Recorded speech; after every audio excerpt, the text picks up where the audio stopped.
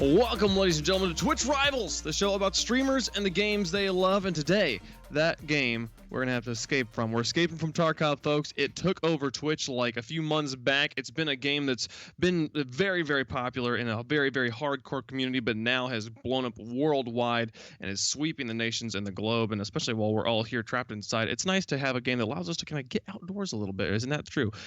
Folks, make sure you've got your Twitch accounts linked to your Battlestate account. You're going to want those for those drops. Then you got to go to the Battlestate's website to make that one happen. But to bring in some people who know all about this stuff, I'm going to be bringing in Mr. Toffees and Mr. Degon. Mr. Toffee is an expert in this game, and Degon is trying. Degon, how's the trying been going for you? Privet to all of our fans out there. It's been pretty tough. It's a challenging game, but I have not played a game so much in a month in my whole life. I think I've played 250 hours this month, and it's just consumed my life. I absolutely love it, and I've had a fantastic teacher in Toffee so far. Hey, thank you. I appreciate that. No, it is. It's like a return to hardcore. I've been gaming since I was like probably 8 or 9 years old, and I remember games like EverQuest and sort of RuneScape and these games that punished you and made it hard to win. And to me, that's what Tarkov has been. Is like I got addicted. I've got over 1,000 hours at this point because it doesn't make life easy, and for some reason I just can't get enough of that. It's okay. You know, losing is fun in some games. Yes. This is definitely one of those. And we're going to be watching some people lose, but also watching some people win today as we get into our format. It's going to be unlike anything you've seen before, probably, which is normal here on Twitch Rivals. We're going to have 48 players divided into 16 teams of 3, and they are going to be playing Tarkov Bingo. The goal is to be the first team to complete a bingo on our bingo card, and then to be the team that completes the most bingos by the end of the show. We're going to start with Europe. We'll have North America later on, and they'll have 3.5 hours to try and complete this bingo card, which we'll show you here in just a moment. The bingo card has 25 squares. Each single square has one in-game achievement, and you're trying to complete as many as possible. The first team to complete the first bingo, like a row across or a column or the diagonals, will receive a prize, and then you will see other prizes given out as well as teams complete that one, and then we'll see a teams complete as many as possible. There are, though, secret squares, as the bingo card has specific squares that are blank, and we don't know what's on them. We'll find out as they complete them. So not going to be easy just to kind of like mind game this all around. We'll see that here in just a moment. But how much money are these players fighting for today? There is $30,000 on the line, $1,800 going to the first team to complete a single bingo, and $4,500 going to the team that completes the most bingos. So there'll be a bit of prize money for everybody. The least you can walk away with is $600 here, which is divided between 3 players, $200 a player. Should be a lot of fun, but I think the thing we're all really curious about is what is on this bingo card. There is so many different things you can achieve. They're all across different maps in Tarkov as well. And Toffees, I want to come to you. Break this down for us. Like where does your eye immediately go to? What's going to be the hard thing to do? What's going to be the easy thing to do? Talk to me about this bingo card. When it comes to bingo cards, let's talk about the bottom line, and that is actually the bottom line on this one. It is almost exclusively on reserve. Teams are going to go in there hot and heavy, and it's going to be interesting to me because there's been 2 strategies being discussed, man. Some of the teams, they're going to split up, and they're going to send players in one by one to try and say, get Reshala and Gluhar at the same time, while other teams are going to go 3 strong into places like reserve and just try to smash out that bottom line as fast as they can. So everyone needs to be watching, honestly, as many streams as you can, because it's going to be very chaotic for the first, I think, 20 or 40 minutes of this thing. Yeah. For sure, there's going to be so many players, and you're going to want to know where everybody is. So watching multiple streams will make the viewing experience unique and more enjoyable. Who are these streamers? Let's take a look at the teams we've got here in Europe. We've got some returning shooter favorites of the streaming world for Europe. We've got Macatao coming back. Blackfire Ice is here. Cake's making a return. But Degon, that bottom left corner is the who's who of Tarkov on Twitch. Oh, for sure. Pestily, Veritas, and Iron Fist. Like, as someone that has just completely dove in, and I've been blown away by how much the community matters in the game and how much they give back and how much they teach and share, usually after the fact. And these are guys that I watch their videos all the time, and I watch their streams to see how I can get better. So I think right there in that bottom corner, that's a team you want to look out for. But Toffees, you had a couple of other guys in this first list that you were interested. Yeah, I mean, let's be honest. Team Pastilli is our, quad S tier team. Everyone knows them. Veritas is insane, but Ghost Freak and his boys up there on the top right, I think have a ton of potential. They're S tier for me. And T Semka with Beast QD. I've seen them play. They're very good. I think they're kind of my wild card in this group to just come out and just put down some big numbers right away. Well, let's take a look at the other side of our player list. Again, we got 16 teams. This is 8. And then we'll have 8 more here in just a moment. Malpuenga making a return here. Mythrain of many shooter action moments on Twitch Rivals. Toffees, is there anyone on this side of the bracket or this side of the rosters that catches your eye? Yeah, I mean, I think you brought up Mythrain video, and those guys do a lot of rivals. They're great shooters. I'm curious to see how they do in Tarkov, right? This is a game where you're not doing the spray control, your NPC is basically. So it's a very different style of shooting. So I want to see how they kind of fall into line with that. As for other guys on this one, most of this page I think is kind of a toss-up for me. I think Meyer and Mazak Robot, maybe. Not really sure how they're going to perform. They're kind of up in the air. That's about all I got on this page. I think Mythrain's going to be one to watch because they're a wild card. Yeah, I'm excited to see how Tarkov does. We've seen him and his team there, Hives, perform admirably in previous battle rivals or battle royale sort of Twitch Rivals experiences. So, related, but obviously a very different cup of tea we've got here with Tarkov today. So everyone is going to be looking to get their lion's share of that $30,000 we're giving out. But you, chat, you obviously are here to watch your favorite streamer and to hear your favorite voices, but also to get some drops. You want to get that in-game loot. Make sure you've registered your Battlestate account and linked it to your Twitch account, and then watch our streamers, watch our show, watch the streamers who are competing in the event, anybody who is highlighted on Twitch for a chance to earn in-game drops. And watching multiple streamers doesn't increase your chances of drops. The way this will work is that whenever somebody completes one of the things on the bingo card, that will trigger a drop on their channel, but Twitch is the way Twitch tracks you is it can only really understand that you're on one stream at a time. So if you've got multiple streams up, it could confuse it and you might not actually get a drop from the stream that you are currently watching if you have multiple tabs pulled up in the background. So maybe just have one pulled up at a time, but I encourage you to hop around, be looking for other people and stuff like that. Be on the lookout also for those special legendary Twitch Rivals drops, as there are 3 different items that have our branding on them. I think it's super cool. I can't wait to get these and rock them in game and have someone promptly take them off my body. We have bandana, the mask, the sunglasses. Man, I think they're great. Degon, which one's your favorite? Bandana for sure. Like covering, you never want to walk around with the pasty pink face, so nothing like a purple face to cover things up there. I'm gonna go with the glasses because they're the one that has the lowest chance of getting me killed instantaneously. I actually saw one of those guys wearing the Twitch Rivals bandana earlier, and it looked awesome. But he was in a bush, and all you saw it was like a plum bush. So it'll be interesting to see it in game. I look forward to the Chads running this just to flex. Yeah, this will be pretty crazy stuff. And you talk about it. You talk about the Chads there for a second. Like how much we have plenty of people playing in our event who would probably characteristically usually be Chads, but I feel like this is a pretty rat style event. Toffees, do you think we're going to see some style play from some people? Yeah, I mean, I think it's going to be a very chatty event to it. For those of you who may be new to the game, Chads and Rats are kind of the 2 styles of players General Sam made popular. Chads, they just go in guns blazing. And honestly, I think that's what we're going to see a lot of, because especially since the guys can split up, we might see them go in as 3 and be a little ratty to start. And then once you start to lose people, which, as you guys know from our playing last night, is very common, the guys who are down will go into another game and just play as aggressive as they can. Because if they die, it just means they can go back to the team play on the next one faster. So you may see them start with 3 to be a little rat, but once one goes down, he'll start chatting aggressively somewhere else.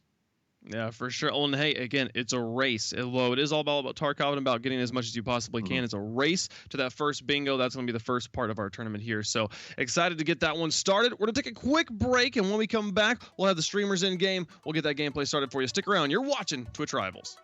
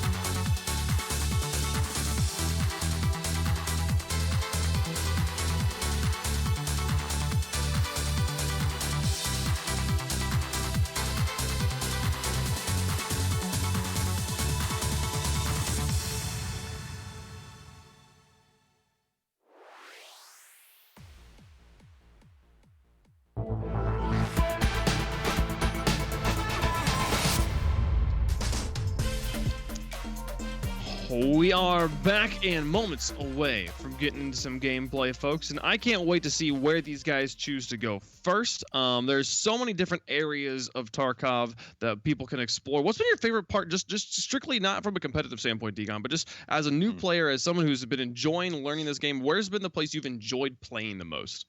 The map, or like how I've learned? Yeah, the map. Like which of the maps, which location have you enjoyed going to?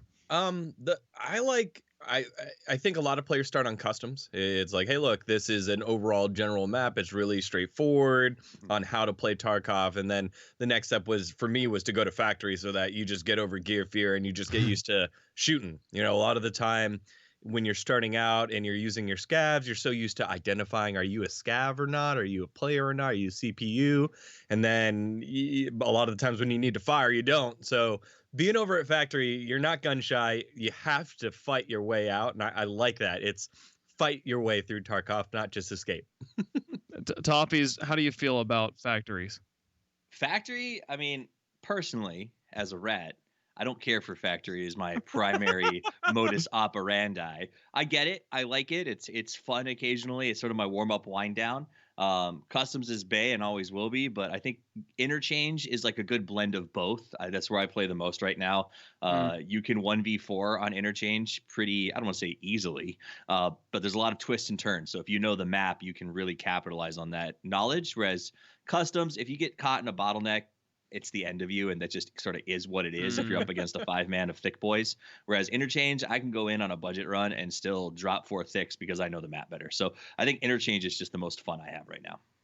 Well, folks, hopefully we'll get to see all 3 of those locations in our event today. We've got 3.5 hours of action to get through here in Europe. And we got to also give a shout out. We'd like to welcome our new official marketing partner, Doritos. Stay tuned throughout the year to see what they have in store for Twitch rivals. Doritos is a triangle crunch with a big, bold flavor. And this year they're taking the gaming to another level with the official partner of Twitch rivals. Grab some nacho cheese that Degon's got, or some cool ranch over there that Toffees has, now with more cool flavor. And make sure to follow @Doritos on Twitter and Instagram. Chat, let us know who your favorite Doritos flavor is. There's so many. It's at TwitchCon. We got to debut the Screamin' Sriracha flavor. It was pretty crazy. But also, I think we're gonna give out a shout out also to Mountain Dew Amp Game Fuel. Game Fuel includes ingredients shown to improve accuracy and alertness, along with a no-slip grip and a resealable lid. Hey, look at that one over there. Learn more at GameFuel.com. We are literally gamers. We have Mountain Dew and Doritos at the same time. Finally on Twitch rivals. I'm excited, folks, and you should be excited as well. Chat. Now we showed the bingo card earlier. Slight mistake here. I'll take responsibility for. Showed the wrong one. Let's show you guys the bingo card that is relevant at this moment right now. This is the bingo card that our European streamers are going to be playing here. Toffees, has there been obviously the bottom row is not in the same. The challenges are the same, but they're all in different places. Yeah, it's interesting. It's they to be honest, they even changed them since we got them earlier today. So it sounds like they've been keeping it very, very secret. I like what's going on in the second to bottom row. The armored train is one of my favorite extracts, and 30 PMC dog tags. Like, I think this is gonna be pretty good. I was worried when I heard about the bingo format that someone like Pistilli would just come out and hit them all off in about 15 minutes. But I think some of these are gonna be really challenging and will be a lot of fun to watch. I'm so interested by the bottom row there that doesn't have a secret. So this is actually a potential bingo that you know what you have to do to achieve. So the race for that first bingo just became so much more intense because before it was going to be you're going to complete 4 of the 5 in any row column, and then you were going to have to try and sit there and figure out just try things and just see if you can figure out where the secret is. But now that there is that row, that's interesting. But also the left column was all like kills. It was all your bosses. So we'll see if we can get some experts in there as we get into some gameplay here. Degon, what are you going for some? Are you going for the loot boxes? Or are you going for the kill boxes first? I think you go for the kill boxes because you know exactly what you need to do. It makes it simple, right? You don't have to play RNG other than the spawn itself or where the other PMCs might be, but it feels like you accomplish a little bit more when you're the one that's picking up the kills. Looks like we're jumping in with Deluxe and the boys. They went in as scavs in their first run instead of PMCs here, and they're looking to find it looks like, yeah, they're going out there. They want to get the first kill on Gluhar. And yeah, you go after the kills because honestly, it's one of those things where the other stuff will follow as you go around and you look to get your loot done. You're gonna find the items. So as long as you're hitting duffel bags, you're hitting ground stashes, you know where your hot rods spawn. Go for the kill, grab the ancillary stuff in the process. Porca troia. Se ci facciamo I rider è una So bomba. what's the play here? Are they just waiting here, gunshots, and then afterwards so moving the nature towards? of Gluhar is difficult because on reserve there's a lot of different times that he potentially spawns. Remember, bosses aren't a guarantee. There's a percentage chance that you're going to get them, and not a lot of people, like, we don't really know exactly how common it's going to be.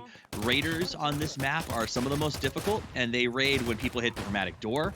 Or they come out sometimes when the armored train shows up. So this spot where they are right now is actually the best place to sort of hunt raiders. You can get up there, you can see that whole open area where they're fighting right now, and you have plenty of fallback. Your raiders don't miss on reserve, and you can see that he literally peaked and already has a blacked out limb, 5 red limbs, and is going to struggle. But a part of that too is he's playing with a scav, so he doesn't have his optimal build right now. He's trying to earn items. They got a good account, they got a max level account, but it doesn't look like they got a lot of gear to start out with. So that's why they're starting with these reserve runs with scavs and stuff to try and get the gear in their pockets to take to the harder challenges later. Yeah, and that was the other thing I wanted to touch on. Even though they have max level accounts, we don't know what level their abilities are at right now. So your strength might be a lot lower.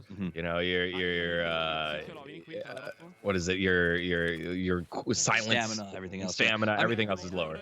Put that in perspective. A lot of times, like when you guys start out for the first time, you get angry and you're like, I can't carry that much gear. The difference between level 0, essentially strength, and level 1 is a 20% carrying capacity increase. So these players are going to want to start to make sure that if they don't have those levels now, they get them as quickly as they can, because some of these challenges, like making 6 million rubles, is going to involve you being able to carry out some heavy loot loads.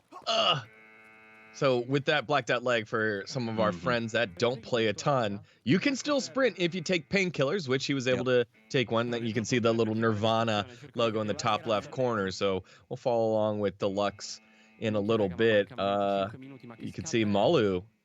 How did this work? So Malu is running this one. He's looting up right now. There we go. Okay, so Malu's looting up right now and just taking a peek at some of the stuff, seeing if things can work. Always one of the funnest and most frustrating parts of the game, playing Tetris. I would say, you say frustrating, I say enjoyable. The only time it's frustrating is when you get shot in the back.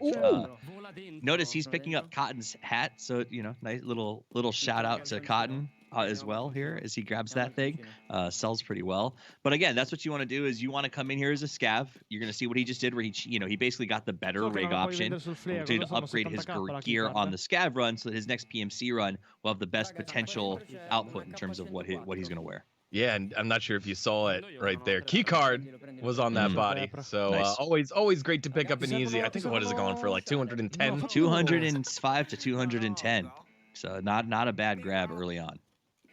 Now, again, that depends on their flea market usage. Are they willing to sort of take the time to do that in between raids, or are we going to see them use more of a streamer style, which is flip it, grip it, and go, and just sell it to a vendor and move on? Because if he vendors the key card, it's 75K.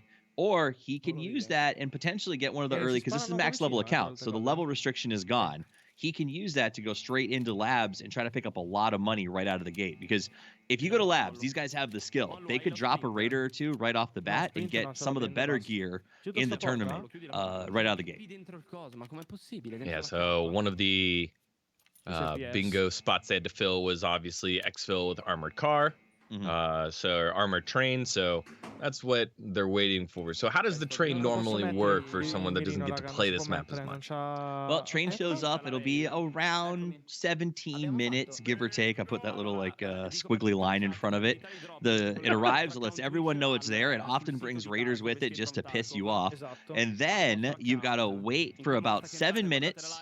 This is when most players will run down from their hiding spot and try to desperately loot everything sort of in that square, and then you get on the train. It gives you a beep at 1 minute or a little honk. You have 1 minute to get on, and then the train leaves. And if you're not on it, you got to get out through a different avenue. So the downside is there are really only 3 doors to get onto that train, and they're easily covered. So if you aren't the first group into the train and someone has 2 or more players, you may not even be allowed to get on. So these players are going to want to try to get on pretty quickly, I think, and lock it down and not risk too much loss. Now, the upside of the bingo card, Cyber, is that, or Waypuck, I'm sorry, Cyberpunk, I'm excited about the future. The fact is, the upside of that is only one of them really needs to extract to make this bingo card proc. So if they do get in a fight on the train, as long as one of them lives, they will get credit. I was just checking my Twitch real quick. Not sure if you guys at home got something, but I have already gotten a drop from having Twitch chat open. So again, keep a lookout on the top right corner. There's a little bell there that says notifications. It'll let you know if you get yourself a drop or not throughout the day. One of the best parts of following along with this specific Twitch Rivals. Yeah, you link your accounts by going to escapefromtarkov.com and make sure you log in. And then once you log in, you go to your profile page. There'll be a big purple button over on the side. You can link your Twitch account right there. That's how you do that. So a little bit different than linking Twitch accounts in other situations, but still very effective, as Digon just demonstrated. Yeah, if you got something already, I see a lot of you guys getting something. What did you guys get? Gotta kill a mask. You gotta kill a mask. All right, yeah. Yeah. Mishka. Madonna. Not too shabby. Not too shabby. Also, by the way, are we allowed to leak that you have an interview later today? Can we tell people that that's coming? There may or may not be an interview that you guys can be excited about, just in case it doesn't happen, maybe. Okay, all right. You just never know. It's the internet. Yeah. Well, you guys should stay tuned in, because if he gets this, it's gonna happen. It's gonna be awesome. We'll give you more info later. I'm super hyped about it. Anytime, I don't know. I'm a Tarkov nerd though, so what can you do? Watch all the podcasts, live for that stuff. All right, so they're playing slow and low. I respect that, especially as a scav. I mean, the man can't even get a dust cover on his gun, for crying out loud. So at this point, I mean, you know that, Digon, we played a scav run last night, and I think they didn't even give you a butt stock on your AK. So that's just Tarkov things, you know what I mean? Yeah, for sure. And I think another thing is Deluxe is missing multiple limbs, or missing a limb, and everything else is red. So I think it's like, hey, look, this run has gotten us nice money. We got the key card. Let's just finish this exfil extract, or the armored car extract, and then move on from here. There it is. There it is. This is gonna be stressful. All right, so honestly, if they get on right away, it's their best bet, in my opinion, to try to kind of lock down that position. You can see they put one man down in first to make sure that if anything goes wrong, he's out in front. The other two can try to get on at a different avenue. But they'll get on and they'll lock it up. You can lock up the back car pretty effectively with those 3 players, and just make sure that any PMCs, because the PMCs that are on this map right now, remember, they're playing on public servers. The thick boys don't want to get on till about 30 seconds to a minute left, because they have looting to do. So if you're playing as a scav, getting in there early can A, lock it up for you, but B, also allow you to bring the element of surprise when thick boys do walk in. Because see how they're hiding behind these boxes? If a big group of, like, say 1 or 2 strong guys comes in, maybe even 3, they can get the drop on them, and that would get them one heck of a loadout, because they will have that full minute-ish to get the loot off of them very, very quickly. So that's what they're going to set up, and that's kind of what I think they're going to hope for, is some, unsuspecting soul to come walking in. And I thought you made a fantastic point there. These are live servers, so you yourself, you'll never know unless you get killed by them or you kill them. But you guys yourselves at home could theoretically run into some of the players playing in Twitch Rivals right now. So you've seen the bingo cards. You may or may not make it a little harder for these guys to accomplish their goals. So how long does the train sit in the station? Facciamogli vedere un po'. It sits in the station about 7 minutes or so.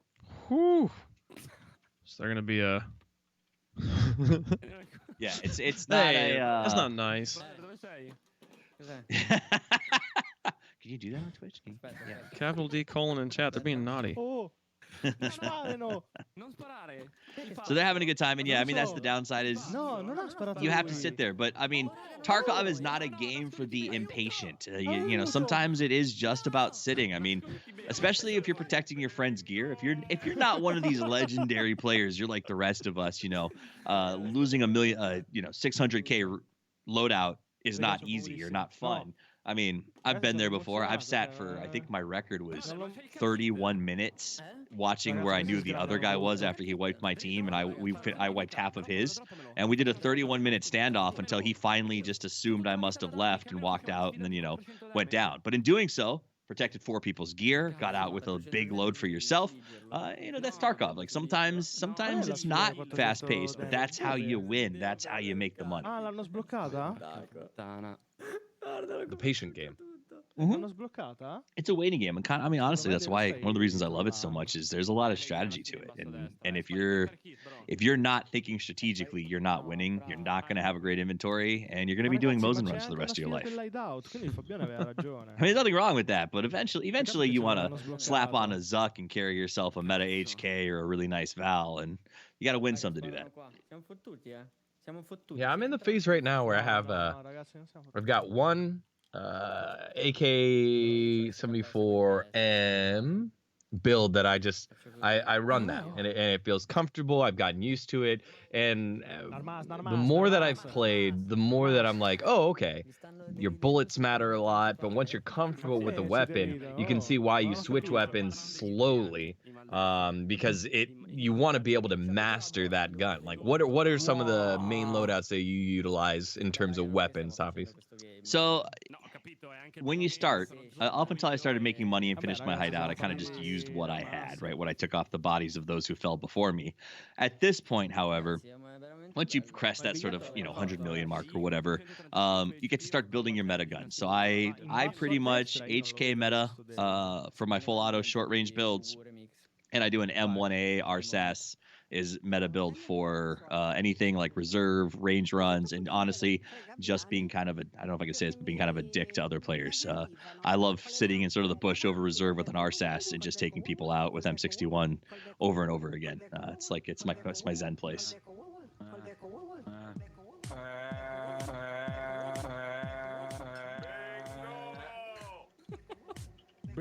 So, Toffees, But in your many years of experience in Tarkov, how much time would you say you spent doing what our streamers are doing here?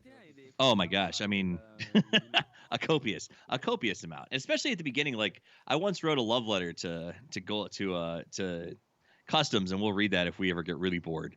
But I talked about sort of some of my favorite times in Tarkov was when you're learning for the first time and you're spending 15 minutes sitting in a bush because a team of 5 super geared players are walking past, and you're sort of just watching them in awe, but you don't have, you can't kill them, so I don't know. I've spent a lot of time watching and waiting, and you try to attack at the right moment. But we'll jump over to Mithrane's stream. Ooh. And looks like he's got 4 squares but 0 bingos. Wow, they're making progress.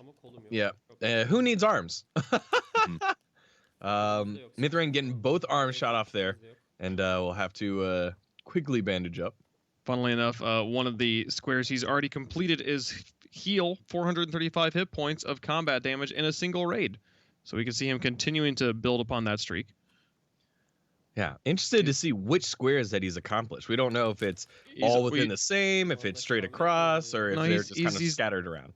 He's gotten one over on the far right column and one in the second to the left column, and he's got the free space. I don't see what the 4th square is here, but according to this, he's also already killed 10 scabs in a single raid. So there, and you can see that they're the top 2 as well. They get a headshot kill from over 100 meters. Well done. Someone go clip that. I want to see it. And then they all have one spare completely because of the free space in the middle. Anyone who's ever played shooter in heaven knows that is much easier said than done. So nice job getting that. I think the secrets are going to be interesting. If this is one of those things about Tarkov that kind of appeals to me to a certain extent. Is a lot of times it's hard to know what you're supposed to do. I mean, anybody who's ever done Chemical Part 1 without Googling it, honestly, I don't know who the first one to figure it out was. And if you've done that one, you know what I'm talking about. Where that little, I think it was a hard drive is hidden in the train car.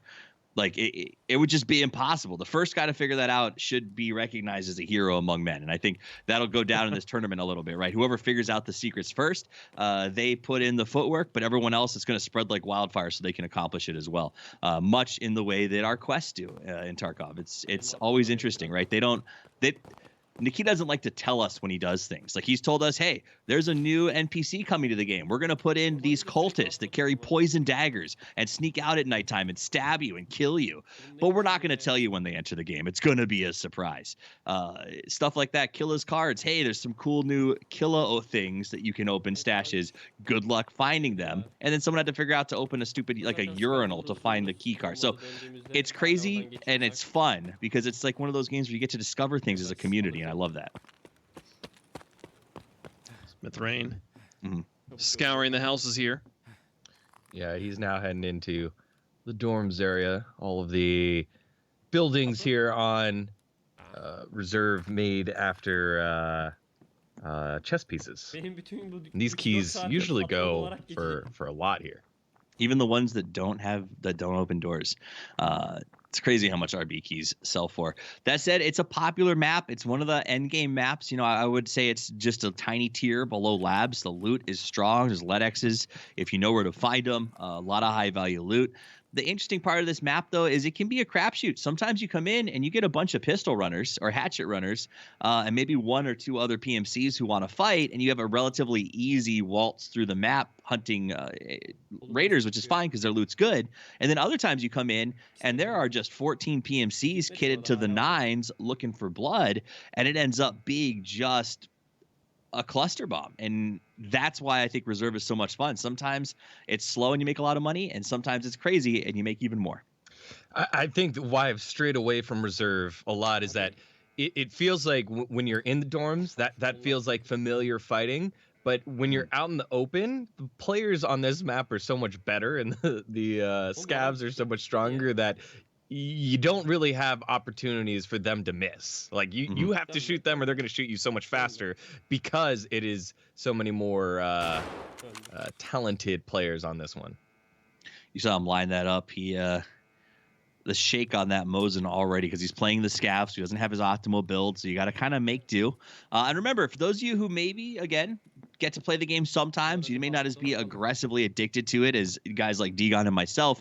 Scavs have separate stats from your PMC. However, you can level up your scav stats. They don't affect your PMC stats, obviously, but the more you scav, the better your scav technically becomes. So in your personal game, you may notice that sometimes you'll see a little tick up in endurance, and I don't know, that's kind of a cool feature that you get these little scav skills that you can develop at the same time. Oh.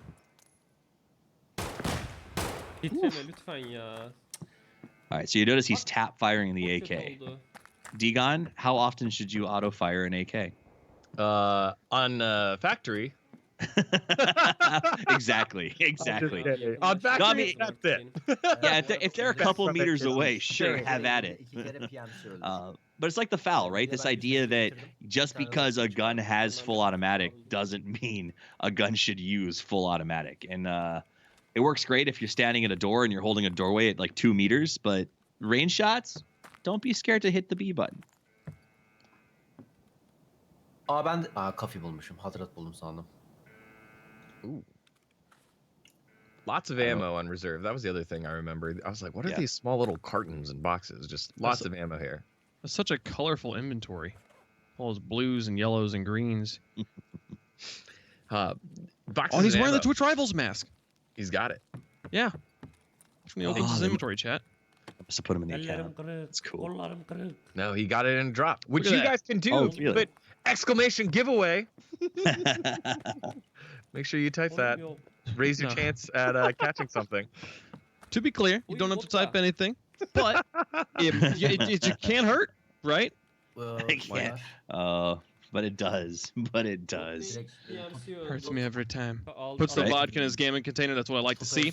He's probably thinking ahead to a future bingo card squares. A future party. Mm-hmm. Yeah, he's got the hot rods in there. Obviously, people who are wondering, you know, why would you put hot rods in your case? It's because collect 15 hot rods is a number on that bingo card. So I know it's not up all the time for you guys, so we'll try to keep you updated. I think as we see people accomplishing things. I'm excited to see Kill PMC with a melee weapon. There's nothing I love more than just seeing somebody charge at him with a red rebel and hoping for the best. Keep in mind, most of these players are using the stock melee weapon, the bayonet that you spawn with, which doesn't have the greatest damage output in the world.